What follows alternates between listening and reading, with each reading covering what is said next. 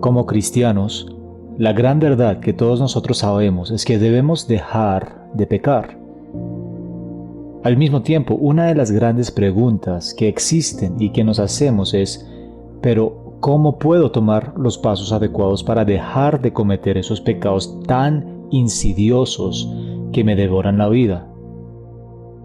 He escuchado a muchos contestar esta pregunta diciendo, tienes que evitar y cortar todas las tentaciones imaginables que tienes en tu vida. Tienes que dejar de andar con esos amigos que te traen esas tentaciones. Tienes que gastar todos tus datos en tu celular para que nunca más veas pornografía. Es cierto que todos tenemos nuestras tentaciones, pero es importante entender que este tipo de cambio hacia nuestras tentaciones solamente altera el comportamiento y no llega al problema más grande que reside dentro del corazón.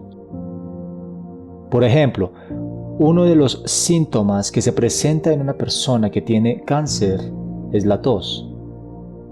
Si un médico piensa que el paciente simplemente tiene una gripa y le da un antibiótico para parar la tos, el cáncer nunca se resolverá. Es más, llevará a ese paciente a su muerte. De la misma manera, si nosotros simplemente cambiamos los comportamientos que tenemos contra las tentaciones, o simplemente intentamos resistir nuestras tentaciones, regresaremos a andar con esos amigos que nos traen una mala influencia cuando ya no podemos aguantar sentirnos aburridos.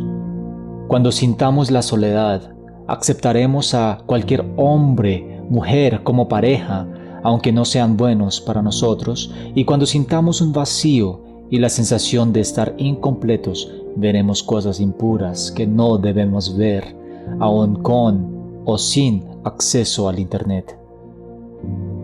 Es decir, regresaremos al pecado, si combatimos la tentación y no la fuente de donde viene el pecado.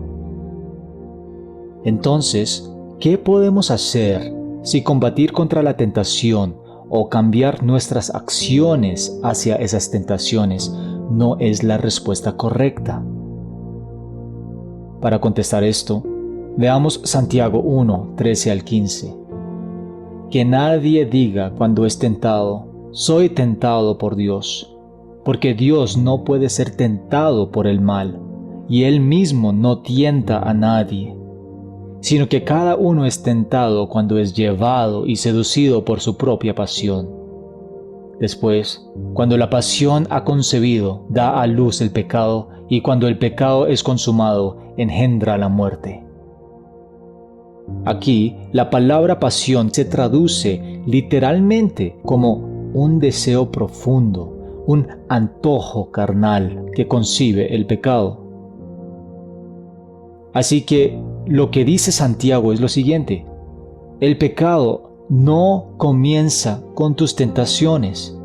El pecado surge de tus deseos desordenados. Y así, cuando comienzas a desear esas cosas desordenadas que vienen de tu corazón, llegarás a la destrucción espiritual. Al ser atraído y responder a estos deseos que ya viven en tu corazón, el pecado llega a ser concebido y llegas a pecar contra el infinito y grandioso Dios. La batalla más grande contra el pecado no es la tentación, son nuestros deseos. Por tanto, la pregunta que debemos hacer no es ¿cuál es la tentación que debo enfrentar hoy?, sino que cada mañana debemos hacer la pregunta ¿cuál es el deseo desordenado que debo cambiar hoy? Dios no quiere cambiar las tentaciones que enfrentamos. Él quiere cambiar el deseo desordenado que tenemos escondido en el corazón. ¿Cuál es la tentación que has enfrentado toda tu vida? ¿Cuál es la tentación que estás enfrentando hoy? Deja que los deseos de tu corazón descansen en lo que es más valioso, que cualquier otra cosa que puedes satisfacer en este mundo. Jesucristo. Nada es más importante en tu vida que el despertar tu deseo por Jesús por encima de cualquier otra cosa. El triunfo de las tentaciones se encuentra en tu deseo por tener a Jesús por encima de todos los otros deseos que tienes en tu vida. ¿Cuál es tu deseo hoy? ¿Quién es tu deseo hoy?